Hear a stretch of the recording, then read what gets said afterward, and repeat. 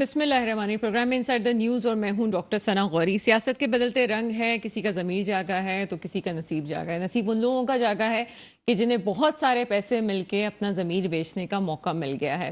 یہ بات کھلے عام کہی جا رہی ہے کہ ضمیر بیچنے میں کچھ لوگ ماہر اور خریدنے میں کچھ لوگ ماہر ہیں۔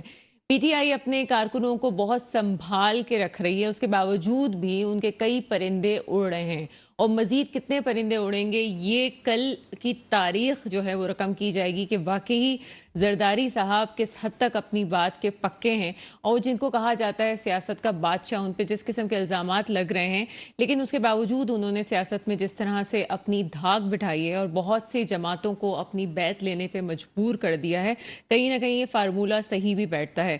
لیکن یہ پاکستانی عوام کے لیے ایک بڑا مضحکہ خیز لمحہ ہے ہماری تاریخ کے حوالے سے بھی، کہ کب تک ہماری تاریخ جو ہے ان باتوں کو یاد رکھے گی۔ الیکشن کے نام پہ ہم ووٹ دیتے ہیں، ووٹ دینے جاتے ہیں، پوری حکومتی مشینری استعمال ہوتی ہے، اور اس کے بعد جو پیسہ بھی لگتا ہے اس کے بعد یہ M N A M P A اپنی ضمیر فروشی کرتے ہیں اور اس طرح پارٹی بدل دیتے ہیں۔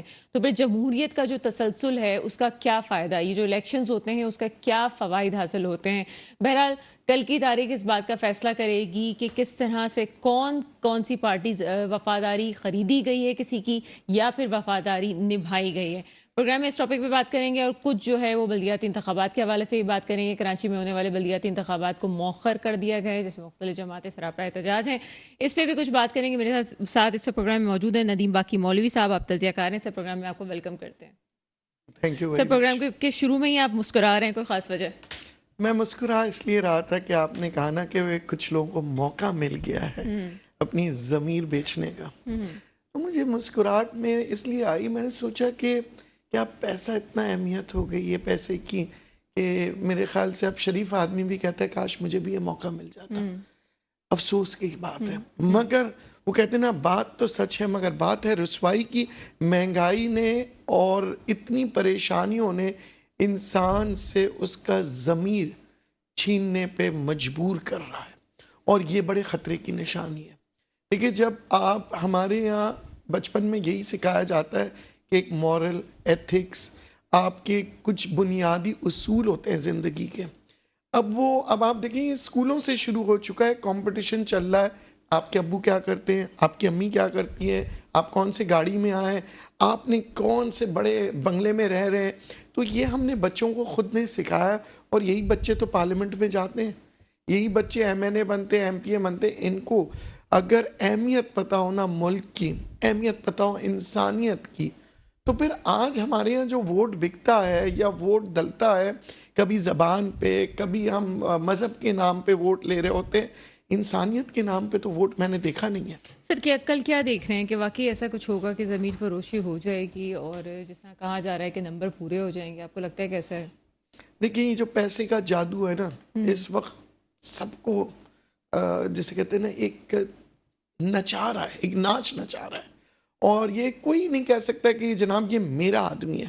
ٹھیک ہے، آج آپ کی بات کر رہی ہیں، پرسوں ترسوں برسوں میں یہ تبدیل نہیں ہوا ہے۔ ہم اکثر بات کرتے تھے ہارس ٹریڈنگ کی، ہم بات کرتے ہیں کہ جی اب وقت بدل گیا، وقت نہیں بدلتا۔ کیونکہ ہم حالات نہیں بدل رہے ہیں۔ اب آپ جو اسمبلی میں جا رہے ہیں، یہ ملک اور قوم کی خدمت کے لیے جا رہے ہیں۔ اگر ملک اور قوم کی خدمت کے لیے جا رہے ہیں، حب الوطن ہے، تو پیسہ کیا انسان اپنی جان دے دیتا ہے؟ کہتا ہے نہیں، میں اصولوں کے لیے جاؤں، میں اسمبلی میں گیا ہوں عوام کی نمائندگی کرنے، مہنگائی کو کم کرنے، نہ کہ میں نے آئی ایم ایف کی بات سننی ہے، نہ کہ میں نے کہنا ہے کہ جناب میں تو مجبور تھا۔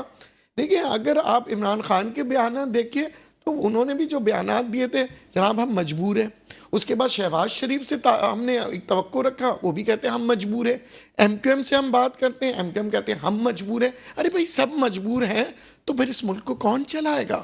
اچھا، یہاں پہ بڑی ایک اہم کوشچن ریز ہوتا ہے کہ اس وقت جو اکانومی کی صورتحال ہے، اس کے باوجود بھی اگر خان صاحب بھی بہت مخلص ہیں، اور جیسے کہا جا رہا ہے کہ خان صاحب کے علاوہ کوئی مخلص نہیں، وہ اپنے آپ کو ہی سمجھتے ہیں کہ وہ مخلص ہیں، تو پھر اس مخلص ہونے پہ تمام جماعتوں کو مل کے بیٹھ کے کیا پاکستان کے مستقبل کے پہ بات نہیں کرنی چاہیے؟ جس طرح سے ڈالر کے ریٹس اوپر جا رہے ہیں، اس وقت اس بات کی ضرورت نہیں ہے کہ ہم اس عمل کو زیادہ اہمیت دیں کہ پاکستان کی اکانومی کو بنایا جائے اور ساتھ مل کے بات کی جائے؟ دیکھیے اس وقت جو ہے نا ایسے مشکل حالات ہیں کہ لیڈران کو چاہیے ذرا تاریخ اٹھا کے دیکھیں. میں آج آپ کو بتاؤں سن 2000 میں فری فلوٹ ایکسچینج انٹروڈیوس ہوا جب پاکستان کے پاس پاکستان اسٹیٹ بینک کے پاس $2 ارب ریزرو تھے. مگر آپ کو پتہ ہے ڈالر اس وقت 51 روپیز کا تھا. یعنی $2 ارب اور 51. مزے کی بات اور سنیے, سن 2000 کے بعد سن 2013 میں ہمارے اسٹیٹ بینک کے ریزروز ہوئے جن میں $7.65 ارب, یعنی 2 ارب سے ہم 7 ارب سے زیادہ چلے گئے. ڈالر کتنا پہنچا جناب؟ 101 روپیہ. یہ جمپ دیکھیں. آج آپ کہتے ہیں نا جناب وہ ریزروز کی کمی کی وجہ سے جو ہے نا ڈالر اوپر ہے, تو میں آج آپ کو بتا رہا ہوں تاریخ اٹھا کے دیکھ لیجئے کہ $2 ارب سے جو چلا تھا جو معیشت وہاں پہ $51 کا تھا, اور 2016 میں جبکہ ہم نے $22 ارب تھے تب بھی ہمارے پاس جو ہے ڈالر جو ہے 110 اور 120 روپے تھا. تو یہ جو گیم کھیلا گیا ہے یہ گیم اس لیے کھیلا گیا فری فلوٹ ایکسچینج کا, جو عمران خان صاحب کے دور میں کہا جناب اسٹیٹ بینک کو آزاد کر دیں, ڈالر کو جس کو چاہے جتنا خریدیں. یہ کیوں ہے؟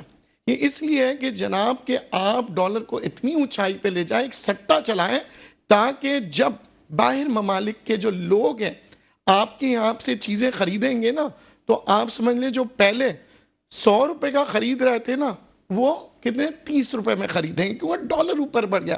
اسٹیل مل بکے گا. اب آپ جتنے حالات خراب ہوں گے آپ اپنے سرمایہ بیچیں گے نا, تو جب آپ سرمایہ بیچیں گے تو ان کے لیے تو سمجھ لیں آدھی قیمت میں ہمارے سرمایہ خرید رہے ہیں. یہ بات میں یا آپ جانتے ہیں, اور اس وقت جو بزنس کمیونٹی کا جو حال ہے, ایک نارمل بزنس مین کافی ٹینس ہے اور کافی ڈپریشن میں گیا ہوا ہے. کیا یہ ملک کے حکمرانوں کو یہ چیزیں نہیں نظر آتی کہ ایک عام آدمی کس حد تک ڈپریشن میں جا چکا ہے, اکانومی تباہ ہو رہی ہے, بزنس مین کی حالت بری ہے؟ تو کیا آپ سمجھتے ہیں اس حوالے سے؟ دیکھیے وجہ یہ ہوتی ہے کہ ہر حکومت میں آنے والا چاہے وہ اپوزیشن ہو یا حکومت میں ہو, وہ یہ کہتے ہیں میری پارٹی کے پاس اختیارات آ جائیں, میں لیڈر بن جاؤں. دیکھیں لیڈر تو وہ بن جاتے ہیں, پرائم منسٹر بھی بن جاتے ہیں, اتارے بھی جاتے ہیں, مگر کامیاب لیڈر نہیں بنیں گے. آج جو سری لنکا کے ہم باتیں کر رہے ہیں یا مختلف ممالک کی بات کر رہے ہیں, دیکھیں لوگ جب اپنے بارے میں خود اپنے عوام کے بارے میں سوچنا چھوڑ دیں گے. اب کیا ہو رہا ہے مجھے یہ بتائیے, یہ جب سے پی ٹی آئی کی حکومت کی ہم بات کرتے ہیں, عمران خان کا قصور تھا آئی ایم ایف کی شرائط ماننا؟ نہیں. بات یہ کہ آئی ایم ایف نے عمران خان سے کہا یہ چیزیں کر لیں, انہوں نے کہا اوکے باس. اس کے بعد شہباز شریف سے کہا یہ چیزیں کر لیں, اوکے باس. میرا یہ کہنا ہے کہ کوئی یہ کیوں نہیں کہتا کہ جناب نہیں چاہیے مجھے آئی ایم ایف, جناب مجھے اگر ضرورت پڑے تو میں بھوکا سو جاؤں گا, عوام کو کانفیڈنس ملے کہ جناب ہم بھوکے سو جائیں گے. مگر یہ نہیں. مجھے یہ بتائیے ڈالر مہنگا کرنے سے مہنگائی ختم ہو گئی؟ عمران خان صاحب نے بھی یہ کہا تھا نا جناب کہ مجبوری ہے, یہ بھی یہی کہہ رہے ہیں کیا ختم ہو جائے گی؟ چلیں آپ 300 پہ لے جائیں, مجھے یہ کوئی شرط گارنٹی لکھ کے دے دے, کوئی اسٹیٹ بینک کا گورنر گارنٹی لکھ کے دے دے کہ جی 300 لے جانے کے بعد آپ بینکرپٹ نہیں ہوں گے, آپ کی ایکسپورٹس بڑھ جائے گی. میں خدا کی قسم کھا کے کہتا ہوں, میں پھر اس کے بعد ایک الفاظ نہیں کہوں گا, مگر کوئی لکھ کے نہیں دیتا, اور ہم تباہی کی طرف جا رہے ہیں. آج بھی فیڈریشن کے اندر لوگوں نے اعتراض کیا کہ جناب ہم کس طرح سے ایکسپورٹ کریں, کہ آپ بجلی کی قیمتیں بڑھا رہے ہیں, آپ ڈالر بڑھا رہے ہیں, آپ کا مطلب فائنینشیل کاسٹ بڑھ جاتا ہے. یعنی قرضے لے کر ہی آدمی کاروبار کر رہا ہوتا ہے. بڑی بڑی صنعتیں جو ہیں کاسٹ آف پروڈکشن کیا ہوتی ہے؟ بجلی کی قیمت میں اضافہ, مطلب وہ کاسٹ تو لگائیں گے نا. کوئی یہاں پہ سوچ نہیں رہا, اور سوچتے بتائیں کیا آئی ایم ایف کے پیسے آ جائیں. آئی ایم ایف کو ہم نے راضی کر دیا, ایف اے ٹی ایف کو راضی, میں آئی ایم ایف کو راضی کرنے پہ تیار ہوں اگر آئی ایم ایف مجھے لکھ کے دے دے کہ اس کے بعد پاکستان کی معیشت جو ہے نا وہ بہترین ہو جائے گی. آئی ایم ایف گارنٹی لے لیں, ہم آئی ایم ایف کے سارے شرائط ماننے کو تیار.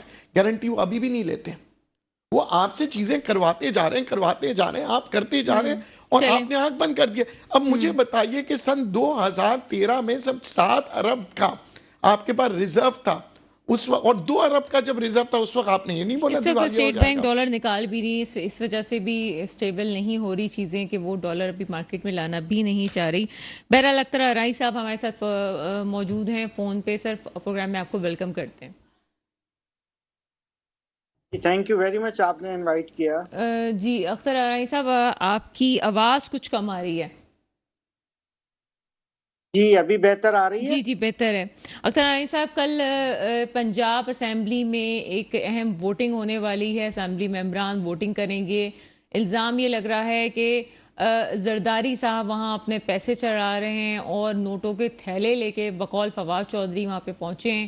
تو آپ کو لگتا ہے کہ ایسا کچھ ہو رہا ہے، یا واقعی پہلے کی طرح عمران خان صاحب کی پوزیشن واقعی اتنی کمزور ہے کہ صرف سیٹوں کی حد تک تو ان کے لوگ ان کے ساتھ رہتے ہیں اور بعد میں جب ووٹنگ ہوتی ہے تو کسی اور کا ساتھ دے دیتے ہیں؟ کیا سمجھتے ہیں اس حوالے سے؟ دیکھیے، ابھی صرف نوٹوں کے بوروں کا کام نہیں ہے. اس وقت سچویشن ڈفرینٹ ہے. پہلے تو ٹھیک ہے، ہارس ٹریڈنگ ہو گئی اور ووٹ پرچیز کر لیے گئے. اب اس وقت صورتحال ذرا ڈفرینٹ ہے. اس کے اندر بڑی کہتے ہیں نا فیصلہ کن اوور کے اندر سچویشن داخل ہو گئی ہے. ٹھیک ہے، یا آر یا پار. اب اس سے میں آخری کوشش تو کی جائے گی کہ تاکہ یہ جو اس وقت موجودہ حکومت ہے پنجاب کی وہ شاید سروائیو کر جائے. مگر لگتا یہ ہے کہ کل صورتحال ڈفرینٹ ہوگی. ٹھیک ہے، اس طرح کی صورتحال ہوگی کہ آپ دیکھیں گے کہ جو ہے نا تمام، اب دیکھیں نا آپ، بلدیاتی انتخابات بھی کینسل ہوتے جا رہے ہیں، چیزیں چینج ہو رہی ہیں. سینیریو چینج ہو کیوں رہا ہے؟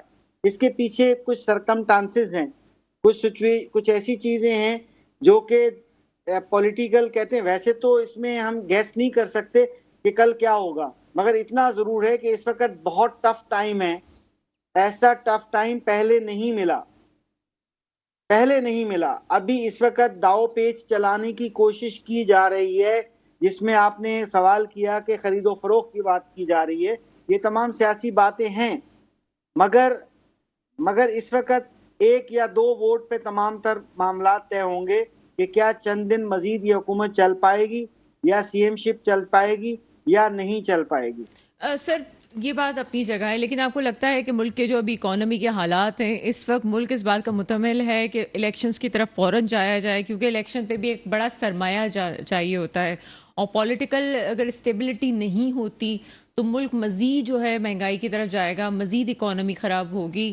تو آپ کو کیا لگتا ہے کہ ٹھیک ہے جی الیکشن کی ڈیمانڈ کرنا، الیکشن ہو جاتے ہیں تو اچھی بات ہے؟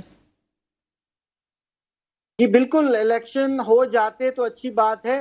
یہ ضد کی بات ہے کہ تمام سیاسی پارٹیاں اپنی ضد اور اپنے ٹارگٹ پورے کرنے میں لگی ہوئی ہیں.